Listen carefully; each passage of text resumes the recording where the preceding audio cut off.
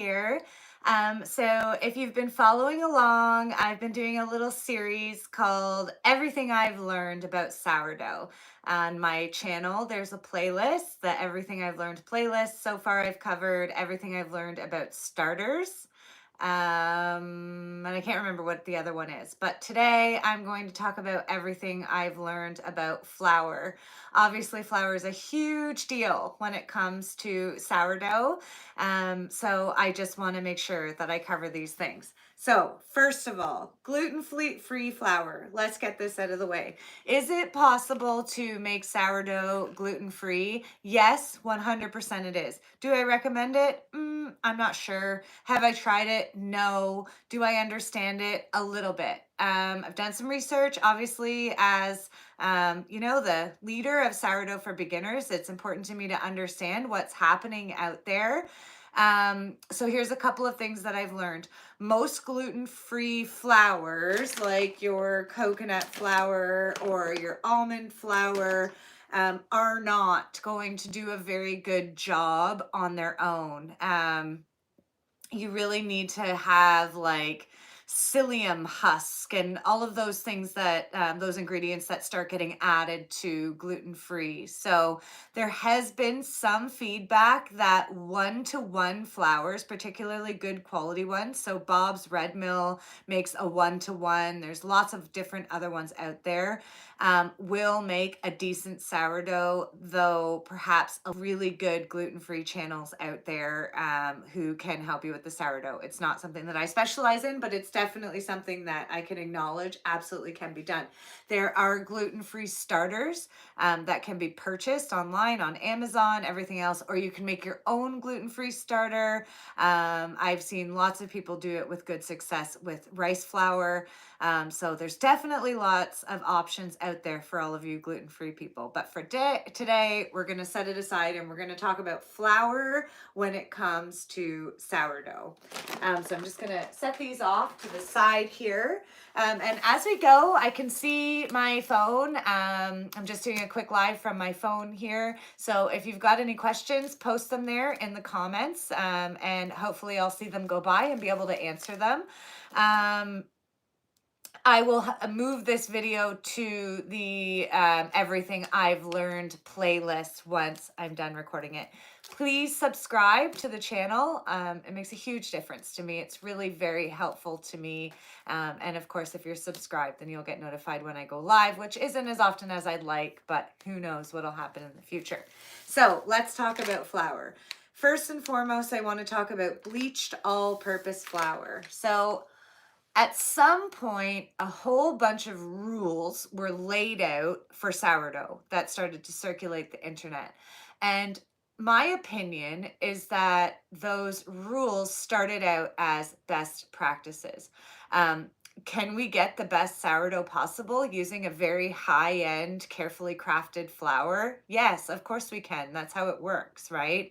If you invest money in a higher quality thing, then in most cases you can expect to get a better quality.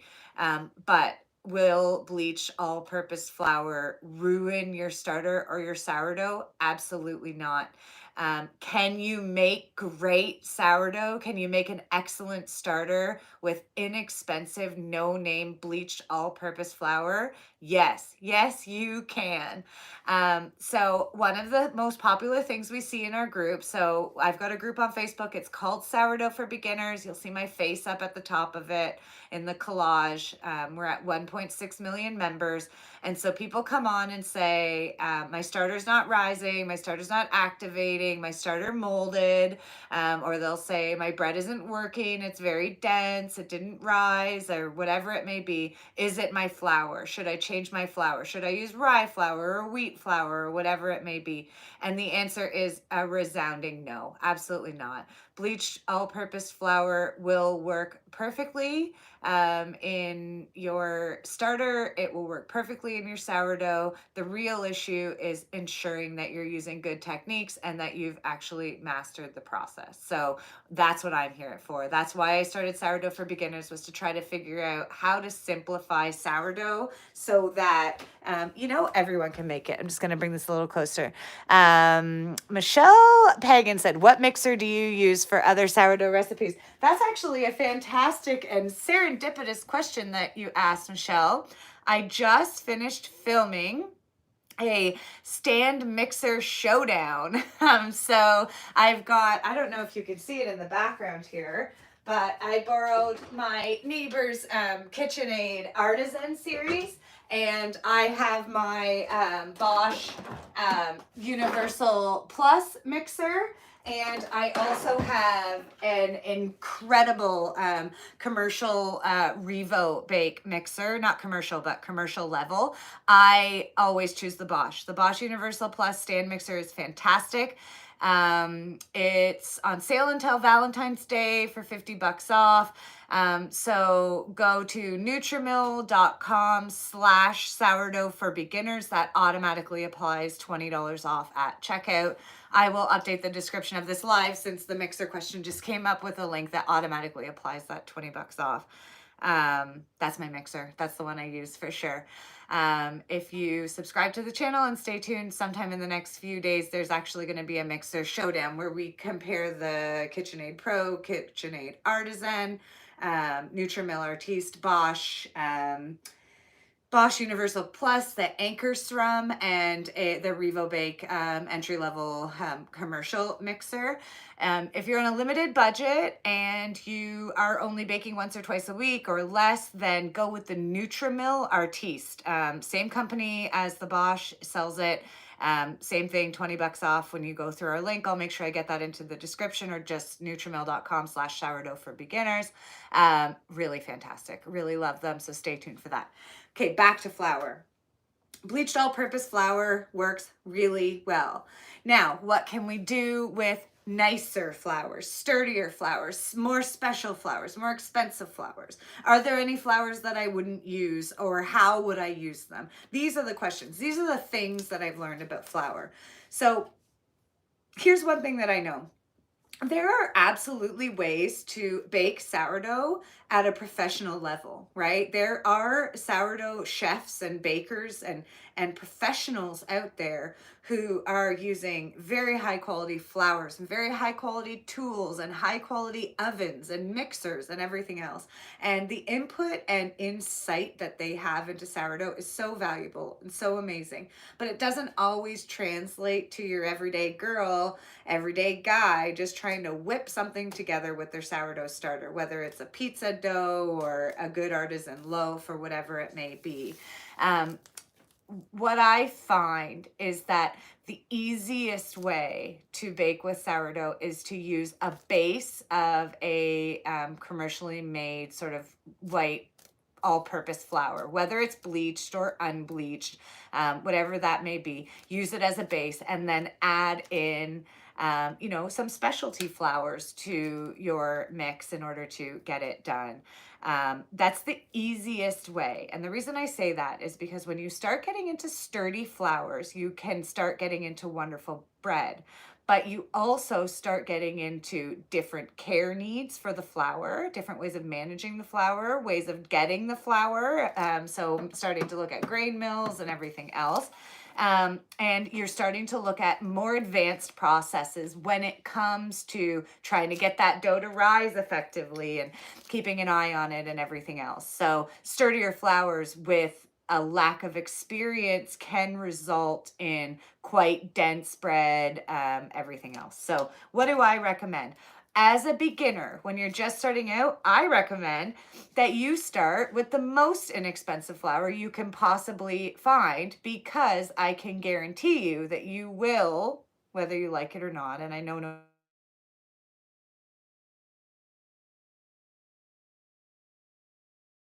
no, you are going to end up wasting flour. You just are. It just is what it is. So if you use an inexpensive flour, then you're not going to be as upset wasting some flour as you're discarding your starter and throwing it away until it activates, as you're making loaves of bread that turn out as hockey pucks and you have to throw all of that. So start with the low end flour. Once you've mastered the process and you can do a high hydration loaf perfectly, then start looking at these more complicated flours. Now, I do like to say that in most cases, if I can afford it and I have it on hand, I will do about 20% of my sourdough recipe with a sturdy flour. My favorite is spelt. So I will either go to the grocery store and I will buy spelt, or I will grind spelt myself. So I'm going to talk about home milled wheat all on its own in just a minute. I'm also going to cover DMP, so diacetic malt powder, which is sort of a kind of flour, but we'll cover those in just a second. So I like to do 80% all-purpose, 20% something like rye or whole wheat or spelt. The reality is that you can and should use any blend of flour that you like, and consider it an adjustment of the flavor profile. But try to give yourself a break when it comes to being a baking snob, because there is definitely some place out there for snobbery. It definitely makes things better, but it's not really the most appropriate thing for an absolute total newbie beginner who's trying to learn sourdough to focus on.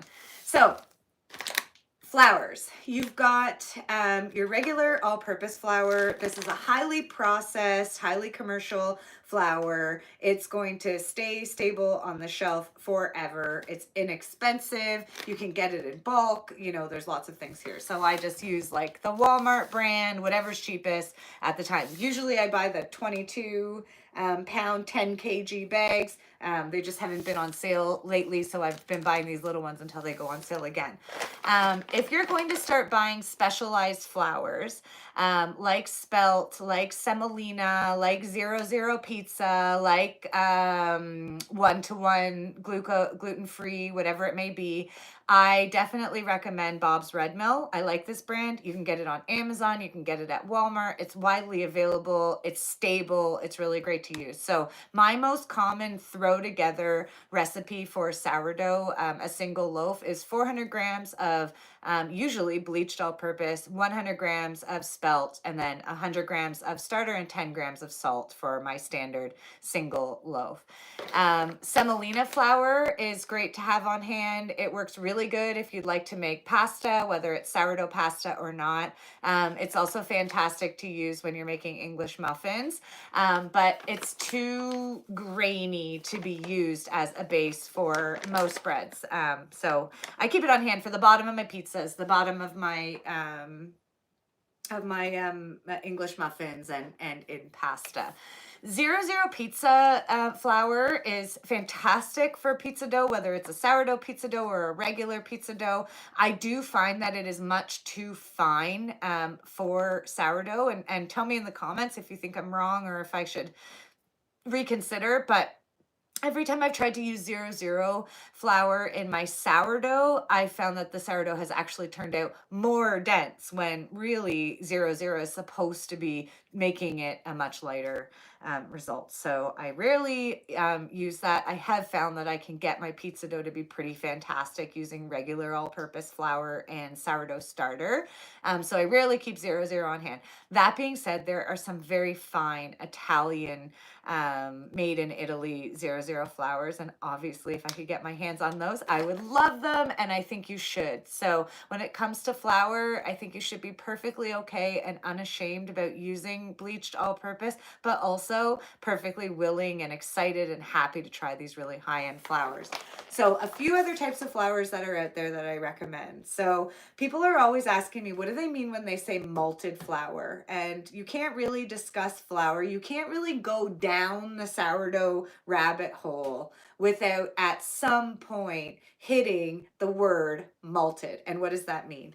Malted flour includes malt powder, whether it's diastatic malt powder or malt powder. So we have to explain what those are. So I make my own, right? So I just use regular hard red wheat berries and my grain mill, which I'm going to get into specific for flour in a moment. But this is a great transition from store-bought flours to home milled wheat. You can purchase store-bought flours where they say it's malted flour or they say it's got diacetic malt powder added. What these do is the malt powder will cause your bread to brown a little bit more, and it will also cause the starter, the bread, to react more energetically. So it can improve your rise and brown your bread.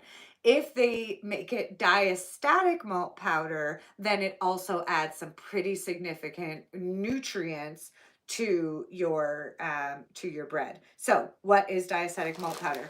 We take wheat berries or barley, or basically any type of grain, and we sprout it. So we add some water to it, we let it sit until it starts to sprout, until we start to see those sprout lines on it. And then here's where it becomes either diastatic or not.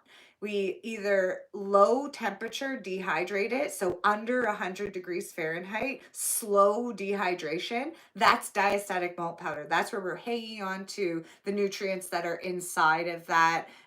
The amylase is in, there's all kinds of things. Go on my YouTube channel, in the short section, in the milled wheat playlist, in various places, there's videos that are entirely dedicated to diacetic malt powder. And then what we do is we grind it up into a flour. Making it non-diastatic is dehydrating it very fast. And so it kills off some of the nutrients, but it still adds these benefits. So when you buy a malted flour from the grocery store, we're talking about perhaps 5% of the flour includes malt powder. So in the same token, we can actually make our own diacetic malt powder and add 5 to 10% to our recipes. So when I make sourdough, I add 5 to 10 grams of diacetic malt powder to my recipe. Now, it's going to act like a glucose, like a sugar. So it spurs the starter. It kind of wakes up the starter the same way as if you added honey or sugar or whatever it is to a yeast or a wild yeast. It's going to make that, cause there to be a little bit more rise. And it also, malt, right, acts like a sugar. It causes the bread to darken a little bit more while you're baking it. So that's how when you see those loaves that are out there with that dark brown look, a lot of times, 85% of the time, they've used diacetic malt powder. So that's a big thing. Now, why would they malt it? Why wouldn't they keep it as diacetic malt powder? Well, when you slowly dehydrate the grains, you're keeping things alive within it. And cultures that are alive need to be refrigerated in order to stay stable. So diacetic malt powder, usually, there's some they found ways to be shelf stable, but especially if you've made it at home, it needs to stay in the fridge, and it's only stable for 4 to 6 weeks in the fridge. Whereas a malt powder can just go in the cupboard with your baking supplies and last forever because those live nutrients are dead inside of them. Flour. How do they make flour shelf stable? All flours that you buy in a bag, that you find in a bag that you can stick in the cupboard that will last for months and months and years and whatever it is, what they've done is they've removed the germ from the wheat.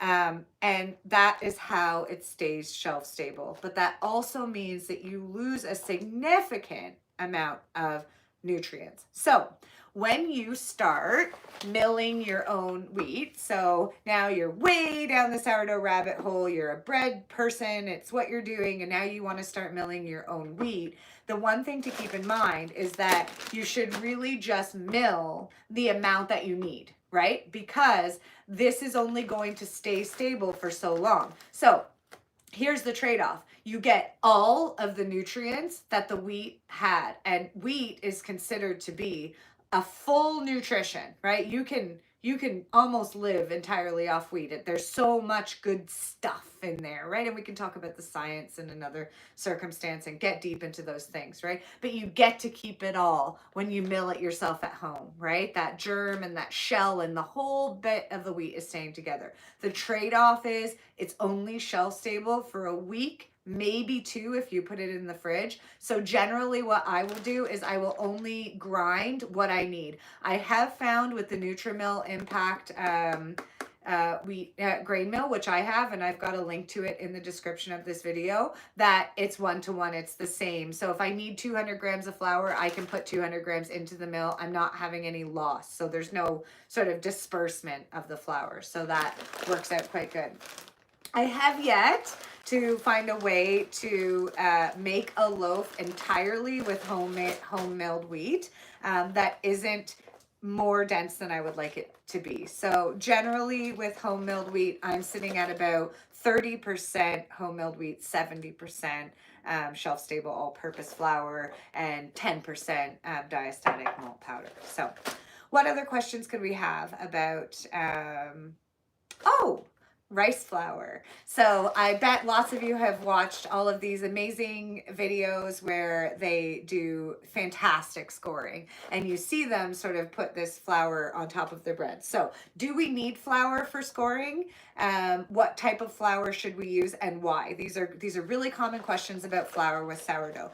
You do not need to put flour on top of your bread when you are scoring your bread. It is purely for aesthetics. Absolutely you can, but it's definitely not needed.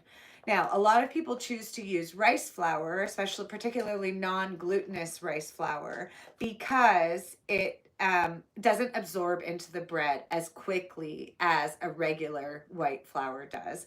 And it's snow white. It looks really beautiful. So when you put that nice white rice flour onto sort of the brown cream color of your sourdough loaf, and you put that beautiful score decoration into the dough, it's going to make it pop, right? So rice flour, you can get it at the grocery store. I'm up in Canada. I find it really hard to find. Clubhouse has a really good version. Sometimes in like the international aisle, there's some good versions of it. But here in Canada, for whatever reason, it's really hard to get. It's really hard to come by. So I use my grain mill now, but previously I used to just use my Ninja blender and make my own rice. So just make sure that you buy a really good, I'm not sure if I have it in here. Oh, I do, yeah. Make sure that you buy a long grain rice. So you want it to be a full long grain white rice, not a minute rice, because that's been processed, right? But just like any long grain white rice, and you can put that through your grain mill and make your own rice flour. I wonder if I've got some made. I'm not sure. I don't see any at the moment. So, unless there's any questions, that's getting down to everything I've learned about flour when it comes to my sourdough journey. So, I hope that helped you. Please subscribe. I appreciate it so much. Definitely go check out our playlist. So, 250 plus videos on the channel. The next video that's going to be uploaded is going to be our stand mixer stand mixer comparison. It's amazing we got that stand mixer question right from the get-go. People seem to be really interested in those, so I think the comparison video is going to be a big deal. But the playlists are designed to put the videos that you need based on what it is that you're trying to do right there in that one place for you. So thank you so much for watching, and we'll see you all again soon.